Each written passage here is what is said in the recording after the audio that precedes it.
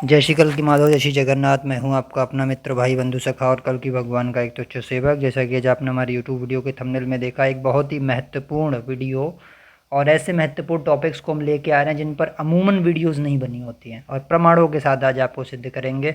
कई जो है महिला साधिकाएँ हैं या युवतियाँ हैं, जो कह सकते हैं लड़कियाँ हैं छोटी उम्र की, 16 साल से लेकर के 20-25 साल तक की, उनके सामने बहुत सारे आज क्वेश्चन जटिल खड़े हो गए हैं कि क्या जो महामारी का उनका एक पीरियड होता है, उस समय में भगवान का नाम जाप या मंत्र जाप या कोई ऐसा गुरु प्रदत्त कोई नाम है, वो जप सकते हैं क्या? तो सबसे पहले हम आ जाते हैं यजुर्वेद में।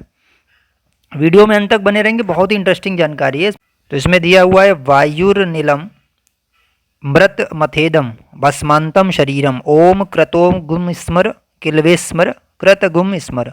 अब इसका मतलब क्या है? इसका मतलब भैया ये होता है कर्म करने वाले जीव। ये परमात्मा की बाड़ी है, नारायण की बाड़ी, यजुर्वेद कोई दिखाएगा भी नहीं आपको खोल के। तू शरीर छूटते समय ओम इस नाम वाच्य स्वर को स्मरण कर। अपने सामर्थ्य के लिए परमात्मा अपने स्वरूप का स्मरण कर। अब दो चीज़ें आ गई। ओम को बना दिया प्रणव, यानी कि प्रणवाक्षर जिसको बोलते हैं ओम। ये आ ऊ और माँ होता है, मैंने पहले ही बताया। यही ब्रह्म का अक्षर मंत्र है जो मालिका में दिया गया है, और यही इसी की परीक्षा भी होगी। परीक्षा का मतलब इसका तपोबल चेक किया जाएगा। अब पीछे जो ये कह रहे हैं ना कि परमात्मा और अपने स्वरूप का स्मरण कर, ये शून्य साधना, ये कंबाइंड करके दे दिया उन्होंने। तो जैसे यहाँ पर अब कंबाइंड करके दे दिया, इसमें नीचे दिया है उन्होंने कि परमात्मा और अपने स्वरूप का स्मरण कर। अपना स्वरूप का मतलब आत्मचिंतन, यानी कि जब हम विचारों से मुक्त हो जाते हैं तो अपना ही चिंतन शुरू हो जाता है, यानी शून्य साधना। तो इन्होंने कंबाइंड कर दिया है कि ओम का उच्चारण करते हुए और अपने आप पे ध्यान लगाओ, यानी अपनी अंतरात्मा पे ध्यान लगाओ। इसका फिर आगे विस्तृत वर्णन भी दिया गया है गीता अध्याय 6 श्लोक 20 में। तो इसमें दे दिया, देख लिया आप, देखेंगे यत्रो परमते चित्तम निरुद्धम योग सेवया। इसका मतलब क्या है कि योग के अभ्यास द्वारा जिस अवस्था में सभी प्रकार की मानसिक गतिविधियां रुक जाती हैं, भगवान कृष्ण कह रहे हैं उस अवस्था में मनुष्य अपनी ही आत्मा में परमात्मा का साक्षात करके अपनी ही आत्मा में पूर्ण रहता है। ये वही चीज़ आ गई। तो अब इन दोनों, पहले वाले और इन दोनों में कहीं भी ये लिखा बताओ कि आप महिलाएं जो हैं पीरियड्स में या महामारी में नहीं कर सकती? ऐसा तो कुछ नहीं, ना इस वाले योग के अभ्यास में दिया गया, और पहले वाले में भी आप देखेंगे ओम कृत गुम स्मर, यानी कि क्या, ओम का जाप करो। पूरे श्लोक में कहीं जहाँ पे आदेश आया है परमात्मा द्वारा ओमकार के जाप का या शून्य साधना का, उन्होंने ही नहीं कहा। नहीं तो वो कह सकते हैं स्त्रियों के लिए अलग रूल है, स्त्रियां ना करें, या भगवान ने नहीं बोला कि जो महामारी का समय उसमें स्त्रियां ना करें। आप देख सकते हैं वेद वाला फिर से आपके सामने खोल दिया है पूरा, इसमें कहीं भी जिक्र नहीं है कि कोई भी बाउंडेशन नहीं है। अब आते हैं गीता में। गीता में देखिए क्या कहा गया है। गीता में ही अध्याय 8 के श्लोक 13 में कहा गया है ओमितेकाक्षरम ब्रह्म व्यवहारन मान अनुस्मरण या प्रयात तजंदेहम सयाति परमाम गतिम। क्या है इसका मतलब? जो पुरुष ओम इस एक अक्षर ब्रह्म का उच्चारण करता हुआ और मेरा सिमरण करता हुआ शरीर त्याग कर जाता है और परम गति को प्राप्त होता है। मेरा का मतलब परमात्मा का। परमात्मा उन्होंने कहा मैं आपके हृदय में स्थित हूँ, यानी हृदय में ही आप परमात्मा को पा सकते हैं। तो ये भी शून्य साधना और ओमकार का कंबाइंड मिक्सचर बता दिया कि जब मन का विचार स्थिर ना हो तब ओमकार का जाप करते हुए आप जो है आत्मा का चिंतन करते हैं। अब इस श्लोक में भी कहीं नहीं लिखा स्त्रियां ना करें या स्त्रियां किसी विशेष स्थिति में ना करें, कहीं नहीं लिखा हुआ ना। तो ओमकार और शून्य साधना दोनों में ही दिखा दिया कि कहीं भी ये रूल्स नहीं है। भगवान की वाणी ब्रह्मवाणी कहलाती है, चाहे गीता चाहे वेद, दोनों ही ब्रह्मवाणी, नारायण मुखारविंद है, सच्चिदानंद घन ब्रह्म की वाणी है।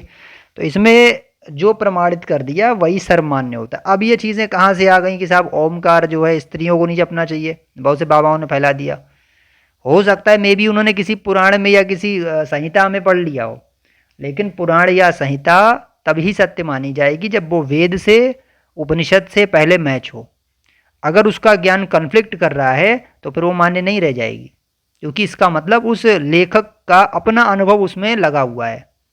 तो जो ब्रह्मवाणी है यजुर्वेद आपको दिखाया, उसमें कहीं नहीं दिया कि महिलाओं को नहीं करना या किसी विशेष स्थिति में नहीं करना, सबके लिए आदेश है। हे जीवात्मा, सबको बोल दिया, सभी लोग करो हे जीवात्मा। बात समझो। और पहली बात, स्त्री पुरुष तो अद्वैत में, वेदांत में, और जो हमारा जो निर्गुण मार्ग है या सगुण मार्ग है, जो प्रेम रस वाले हैं, जो वैष्णव जन है, इनमें स्त्री पुरुष का तो भेद वैसे भी नहीं होना चाहिए। अरे भाई, हम एक अशुद्ध आत्मा है, शुद्ध आत्मा के ऊपर जो भी चोला ओढ़ लिया उसने, चाहे वो स्त्री बन गई, पुरुष बन गई, नपुंसक बन गया, तो उससे मतलब क्या है, उसकी हमें अंतरात्मा जो है वो देखना है। तो परमात्मा भी वही देखते हैं, अंतरात्मा, क्योंकि वो उसका अंश है। तो ऊपर वाले आवरण से कोई मतलब नहीं। तो ये कर्म कांड हैं सब, जो बात के ऋषि मुनियों ने या जो अपने बाबाओं ने अपना बोल दिया कि नहीं आपको ओमकार नहीं जपना है, कहीं भी मना नहीं किया गया ओमकार। स्पेशली वेद के अंदर आप दिखा दें महिलाओं का ओमकार जपना वर्जित है, वेद में कहीं नहीं कहा गया। और वेद में ये भी नहीं कहा गया कि आप जो है किसी विशेष टाइम पीरियड में इसको नहीं जप सकती हैं, ऐसा भी कुछ नहीं है।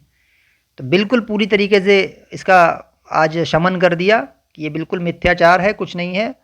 भगवान ने साफ साफ कह दिया, जो ओमकार का जाप करता हुआ मेरा सुमरण करता हुआ, यानी आत्मा का चिंतन करता हुआ, परमात्मा का चिंतन करता हुआ शरीर त्याग के जाता है, वो परम गति को प्राप्त होता है। हर कोई परम गति को प्राप्त होता है, कोई भी ऐसा नहीं है जो अछूता है। इसमें कोई भेद वाली बात नहीं हो गई, इसमें कोई ऑप्शन लगाया ही नहीं भगवान ने।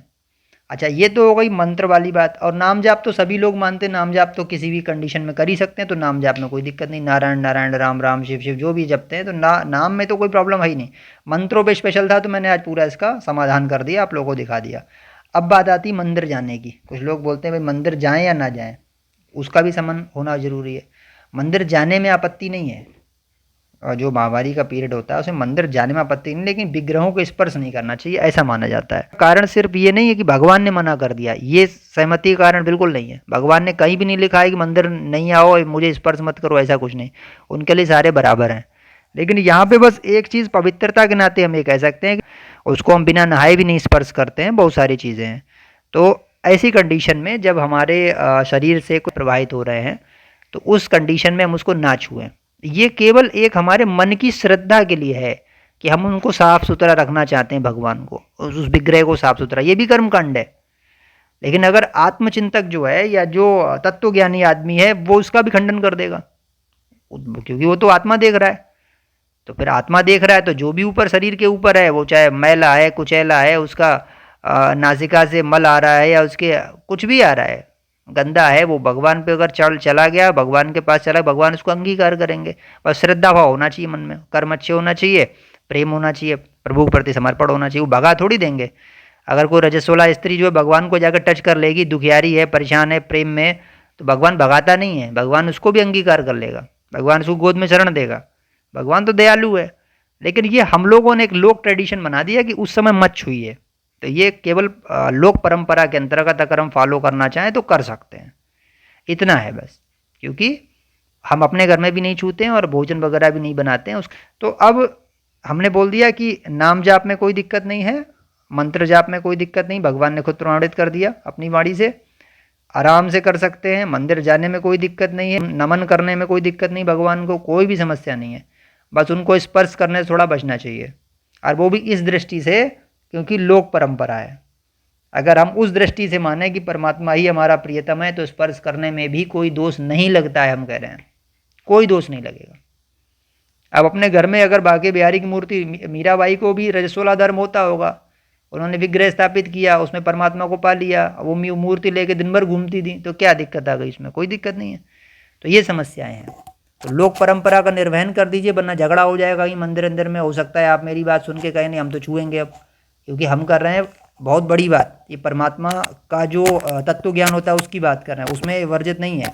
लेकिन आप फिर लोक परंपरा में अगर ऐसा करने लगे तो अब ये बड़ा फसाद खड़ा हो सकता है इस पर। हो सकता है वहाँ का पुजारी जो है आपको वर्जित कर दे, आपके घर वालों का शब्द बोले, आपको ही निकाल दे मंदिर से। इसलिए बोल रहा हूँ कि एक शिष्टाचार के तौर पे उन लोगों की बात मान लो, कोई दिक्कत नहीं है। लेकिन जो तत्वज्ञान की दृष्टि से ऐसा कोई भी रूल्स लागू नहीं होते हैं। तो आई होप आपको वीडियो अच्छी लगी होगी। सारे मैंने समन कर दिए जो भी आपकी चिंताएं थी, और इस टॉपिक की शायद वीडियो आपको कहीं मिलेगी। ये भी अनमोल वीडियो है, लोगों को लाइक और शेयर जरूर करिए इसको। जो भी भाई लोग आप जुड़े हुए हैं, हमारी बहनें जुड़ी हैं, लाइक शेयर करते चलिए। अपने परिवार में भी जो बच्चे हैं बच्चियां हैं उनको भी बता सकते हैं कि देखिए आप इस तरीके से है, भगवान का ऐसा आदेश नहीं है। आराम से शून्य साधना, ओमकार साधना है तो जरूरी है।